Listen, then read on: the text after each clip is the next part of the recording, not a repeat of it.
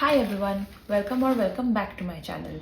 I'm Ahana and here we talk about all things related to stationery, planners, productivity, organization and in general trying to live your best life. And if that interests you, don't forget to hit the subscribe button. Also click the bell icon to be notified every single time I post a new video. Today's topic is this Neorah Accomplish Petite planner in the weekly version for 2025. We have done a video previously on the Neorah daily planner and I will link that in the description as well as in the cards above. So please go take a look. That's a pretty in-depth analysis of what the planner has to offer and how I plan to be using it. Now, I thought that since this is like a very heavy duty proper daily driver planner, maybe some people might want to get something which is more compact and travel friendly, and this, my friend, is your answer.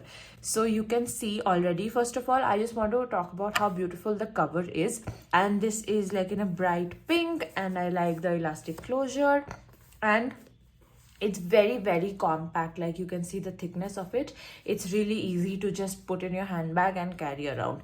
Just for comparison, the thickness of the daily planner is obviously almost triple its size, and although the length is the same, the width is definitely about half. So this is definitely the more travel friendly version. Now let's take a deeper look into what is inside this planner. Once we open it up, here there is a blank page. You can put down your information here. Yeah, then you have your vision board. So you get like a really sleek 2-page vision board spread. Moving on, you get the yearly pages.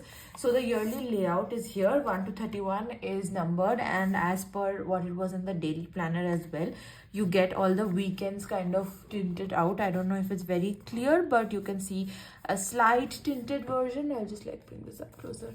Yeah, so those are the weekends, and you can see that being done for all the months of the year, Jan to June over here, and then July to December.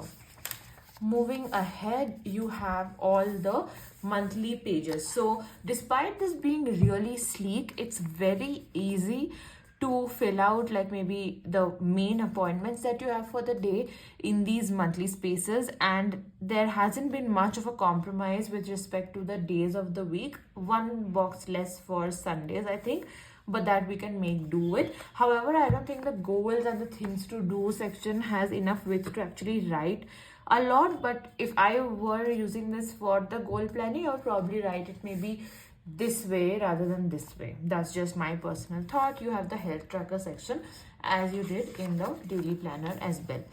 Then as Neorah does it, all the months are together. So we just have January through December monthly versions. And then I think you begin with the weeklies. So this is how the weekly starts, and 2025 starts on a Wednesday. So that's how 1st of January started. So you will basically get all the days of the week on one page. Saturday, Sunday do get their separate rows, and then you have one separate page for just notes for the first week. So week-wise notes, and here you have priorities and affirmations, and then you have all this area for notes, and then you have accomplishment and grateful for. This pattern basically keeps on continuing.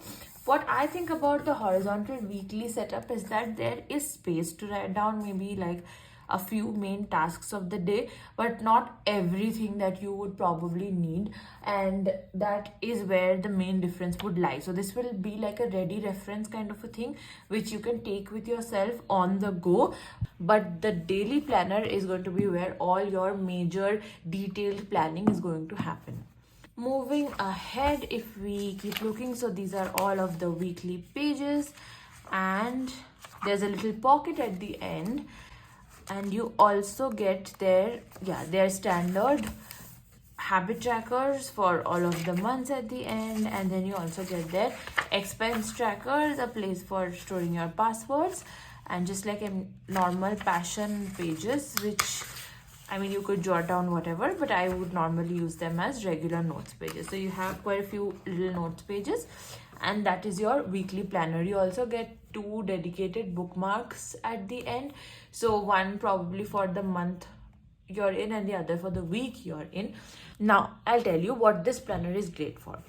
If you are a student and you just want to note down, say, what classes you have or what tuitions you have and what assignments are due on that particular day, then this is perfect for you. Because for any student, you're not really noting down, like taking like class notes in a planner anyway, right? So for that purpose, I think this is absolutely perfect. In fact, my sister is in college and I have recommended her to get this planner for herself, and this is like professional enough for college. It does not have any frills, but also has like decent amount of space in case you want to add your own touch.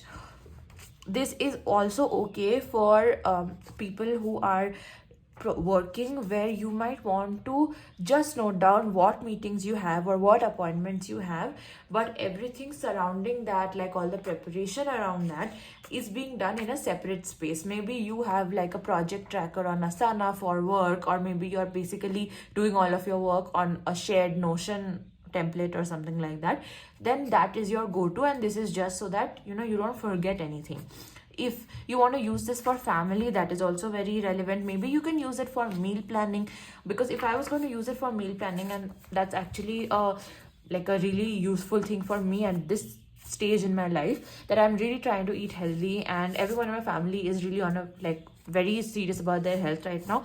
So what I could basically do here is just write down the menu for the day, and here would be the groceries that are needed for this to cook all of these things, right? So then I don't even have to be worried, or it won't be in any other place, and at the beginning of the week I'll just look into this section and order what I need to.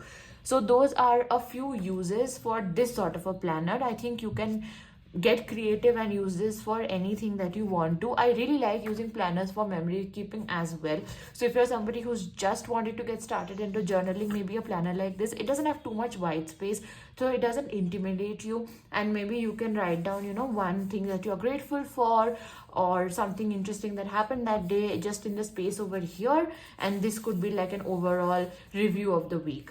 So that's completely up to you, but I think if you get a small planner like this, so first up, it's really budget friendly, and you have so much space also to do a lot of things. So you just have to get a little creative, and I think this might be a great planner for you if you're not willing to invest too much, or if you get intimidated by those really big fancy super like detailed layout planners. Yeah, so that's it for this video. Let me know what you think of this planner. Let me know if you're planning to get a petite planner and what your favorite color is. I hope this really motivated you to get into planning or start planning, and maybe just like purchase your first ever planner. I will leave my code on the screen as well as in the description, so that you can get 5% off your next purchase from Atelier Neorah. And I hope you have a wonderful week ahead, and I will see you next time. Bye.